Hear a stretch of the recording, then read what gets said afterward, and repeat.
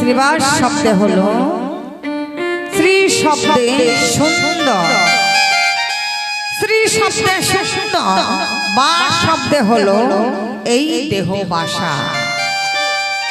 বাস শব্দে দেহ বাসা, প্রত্যেকের মধ্যেই শ্রীবাস অঙ্গন আছে, প্রত্যেকের মধ্যেই শ্রীবাস অঙ্গন আছে, কিন্তু কেউ সুন্দর বাসা করতে পেরেছে আর কেউ সুন্দর বাসা করতে পারেনি। যার বাসা সুন্দর আছে, যার বাসা ভালো আছে, যে ভক্ত সদায় সর্বদাই হা গৌর প্রাণ গৌর বলে কাঁদে, সেই বাসাতে আমার গৌর হরি সদায় সর্বদাই হরি নাম সংকীর্তন। নিতাই গৌর হরি বল হরি বল। তাই আজ শ্রীবাস আসনে আমার গৌর হরি সারা নিশি হরি নাম সংকীর্তন করছেন। কেমন ভাবে হরি নাম করছেন? কিবা শ্রীবাস অঙ্গনে নাচে সচির দোলাল, শ্রীবাস অঙ্গনে নাচে সচির দোলাল, শ্রীবাস অঙ্গনে নাচে সচির দোলাল, শ্রীবাস অঙ্গনে নাচে সচির দোলাল, সঙ্গে নাচে আমার নিতাই দয়াল, সঙ্গেতে নাচে আমার নিতাই দয়াল, সঙ্গে নাচে আমার নিতাই দয়াল, সঙ্গেতে নাচে আমার নিতাই দয়াল,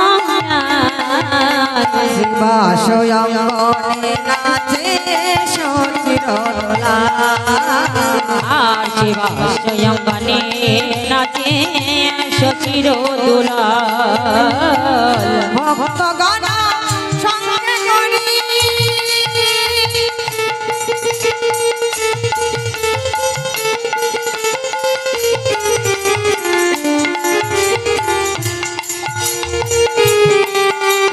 আরে ভক্তগণ সঙ্গে করে নাচেন আমার গৌর হরি, ভক্তগণ সঙ্গে করে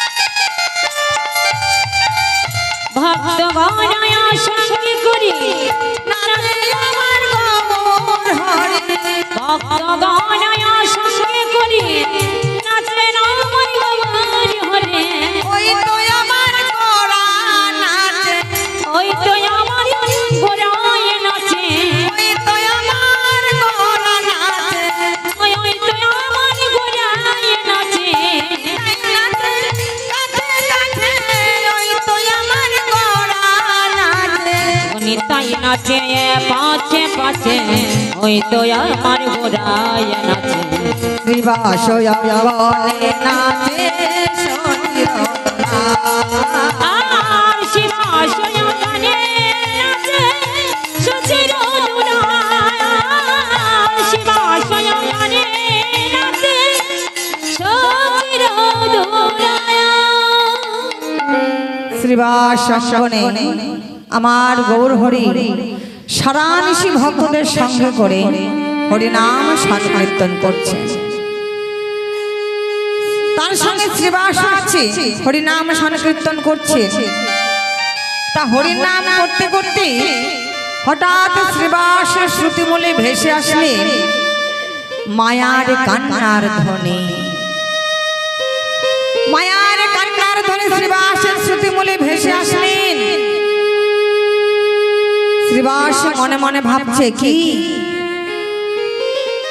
আমার অঙ্গনে কি কোনো কিছু হয়েছে নাকি?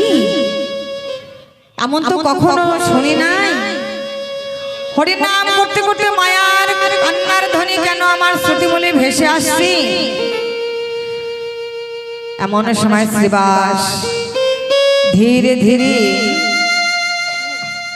হরিনাম প্রাঙ্গণ থেকে ধীরে ধীরে গৃহ মাঝে প্রবেশ করলেন।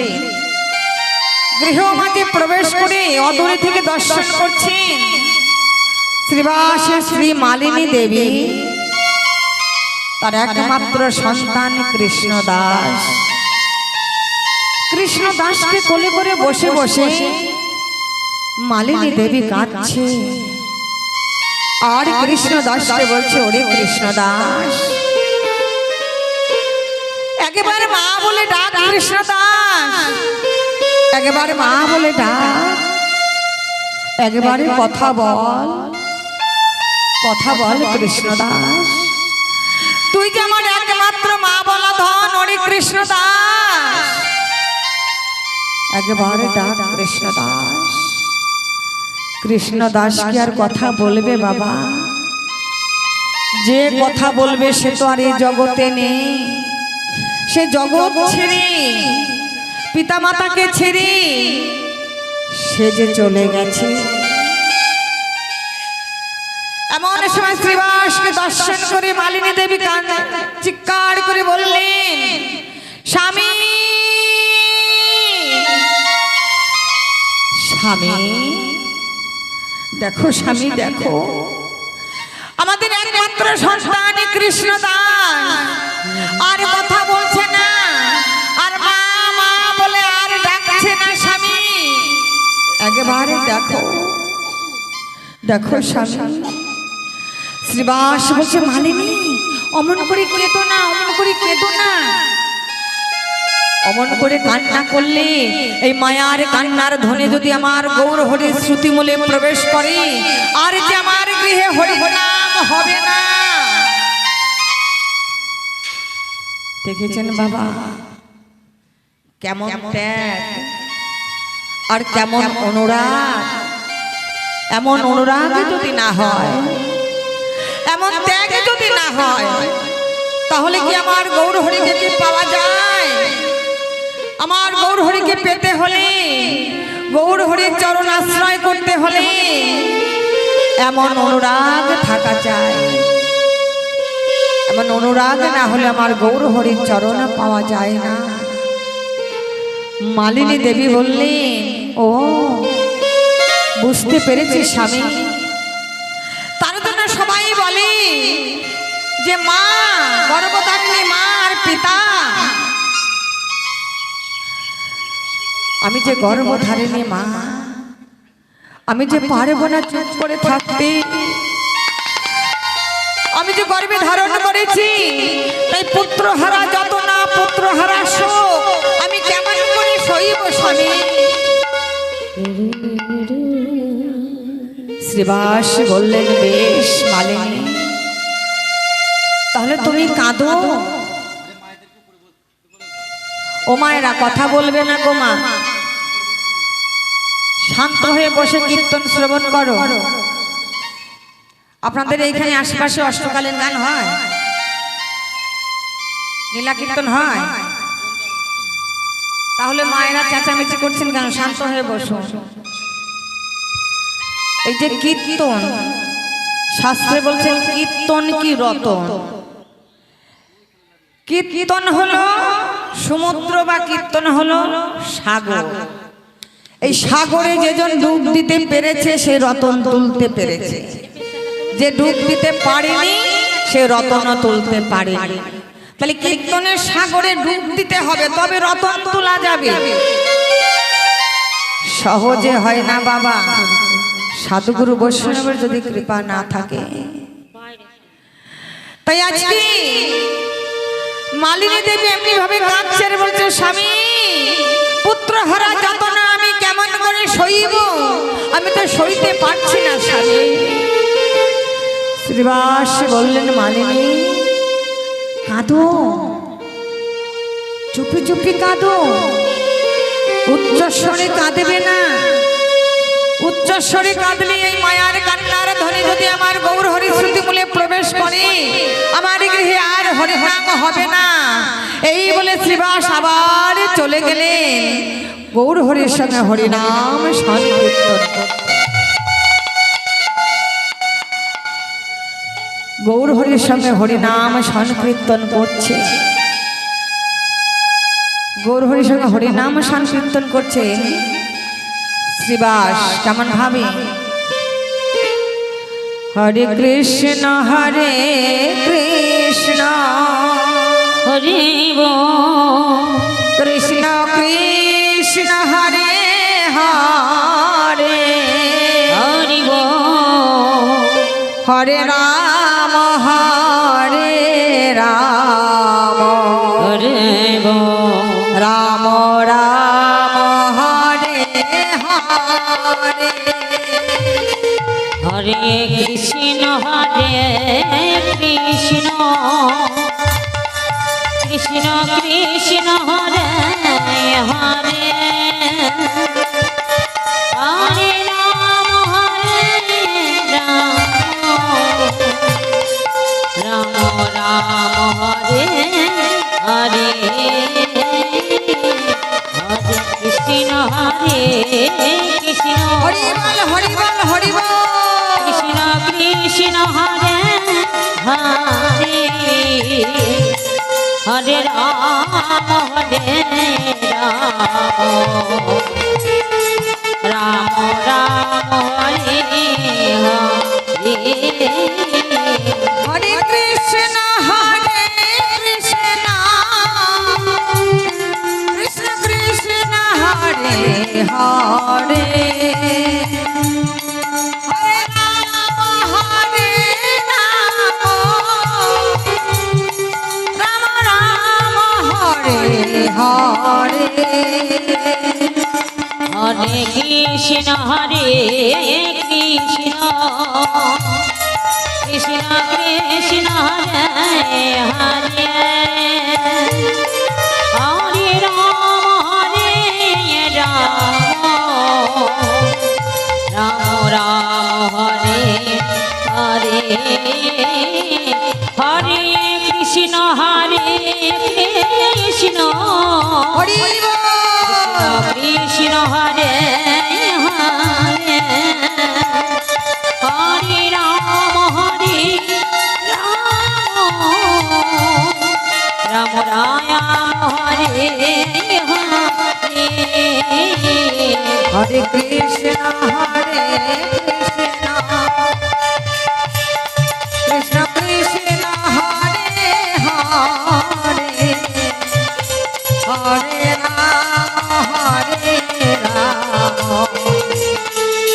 রাম রাম হরে হরে এমনি ভাবে আমার শ্রীবাস প্রভু মহাপ্রভুর সঙ্গে হরিনাম সংকীর্তন করছে। হরিনাম সংকীর্তন করতে করতে হঠাৎ হরিনাম থেমে গেল, আর হরিনাম হচ্ছে না। মহাপ্রভু অন্তর্যামী ভগবান তিনি অন্তরে জানতে পেয়েছে শ্রীবাস সঙ্গ নেই, শ্রীবাসের সন্তান কৃষ্ণদাস আর এই জগতে নেই। তবু তথাপি আমি শ্রীবাসকে জিজ্ঞাসা করছি, আমার মহাপ্রভু শ্রীবাস, ও শ্রীবাস, প্রতিদিন তোমার অঙ্গনে হরির নাম সংকীর্তন হয়, এই হরির নামে কত আনন্দ হয়, কত প্রেম আসে, কত আনন্দ আসে। তাহলে বলতে পারো শ্রীবাস, আজকের হরির নামে আনন্দ নেই কেন, প্রেম নেই কেন? তোমার গৃহে কি কোনো অমঙ্গল হয়েছে শ্রীবাস? শ্রীবাস বলছে, না প্রভু, আমার গৃহে কোনো অমঙ্গল হয়নি, আমার গৃহে যা হয়েছে তা মঙ্গল হয়েছে। তাই গৌর হরি বল, হরি বল। মঙ্গল হয়েছে,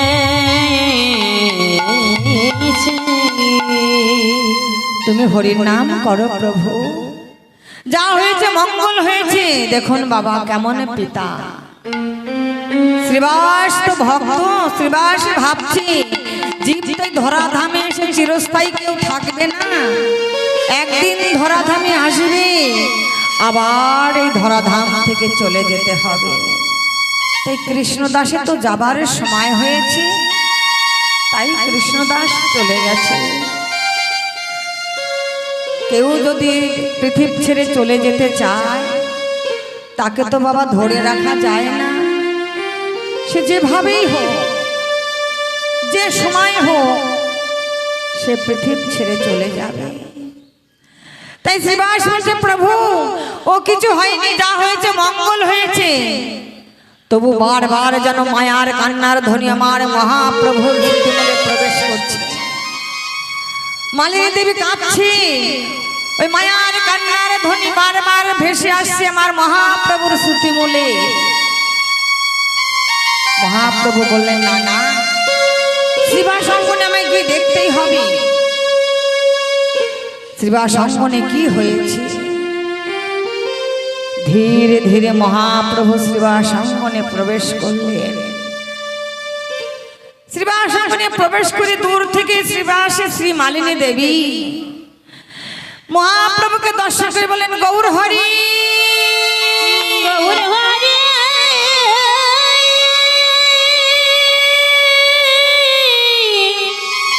গৌর হরি,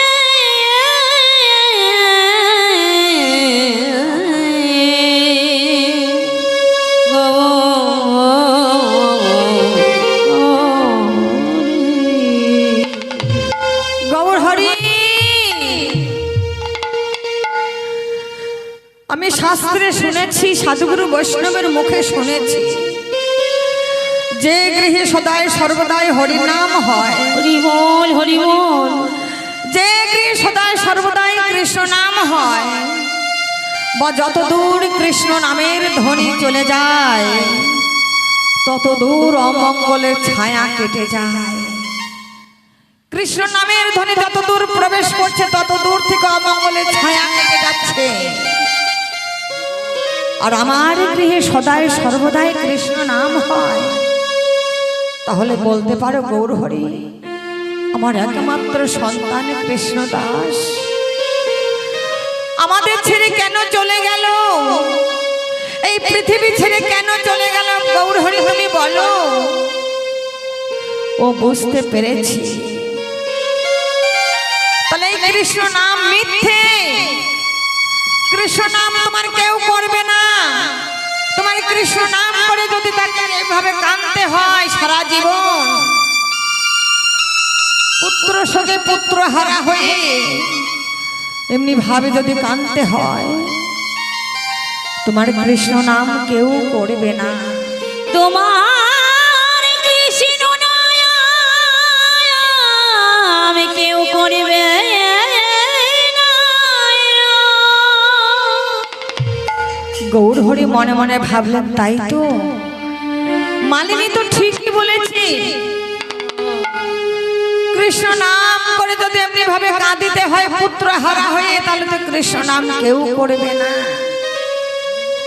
আর মালিনী এটাও জানে না, জীব ধরা ধামে এসে কেউ চিরস্থায়ী থাকে না, কৃষ্ণদাসে যাবার সময় হয়েছে, তাই কৃষ্ণদাস চলে যাচ্ছে। তাই কৃষ্ণদাসকে দিয়ে মালিনী দেবীকে বোঝাতে হবে, না বোঝালে এখন তো কলিহত জীব কেউ কৃষ্ণ নাম করবে না। কৃষ্ণ নাম যদি না করে, এমন কলিহত জীব কেউ উদ্ধার হবে না। তাই ধীরে ধীরে আমার গৌর হরি শ্রীবাস অঙ্গনে প্রবেশ করে মৃত কৃষ্ণদাসের অঙ্গ স্পর্শ করে কৃষ্ণদাসকে ডাকছে, কৃষ্ণদাস, কৃষ্ণদাস, একবার ওঠো, একবার উঠে তোমার পিতামাতাকে বলো তুমি কেন চলে গেলে পৃথিবী ছেড়ে, তোমার পিতামাতাকে ছেড়ে তুমি কেন চলে গেলে, একবার বলো। আহা, আমার ভগবানের পরশ পেয়ে, গৌর হরির পরশ পেয়ে মৃত কৃষ্ণদাস উঠে বসলেন, উঠে বসে বললেন, কে আমার মাতা, কে আমার পিতা, আমি কাউকে চিনি না, আমি গৌর হরি কৃপায় ধরাধামে এসেছিলাম, আবার এই ধরাধাম থেকে গৌর হরি কৃপায় চলে যাচ্ছি। এই বলে কৃষ্ণদাস আবার ঘুমিয়ে পড়লেন। কৃষ্ণদাস আবার ঘুমিয়ে পড়লেন।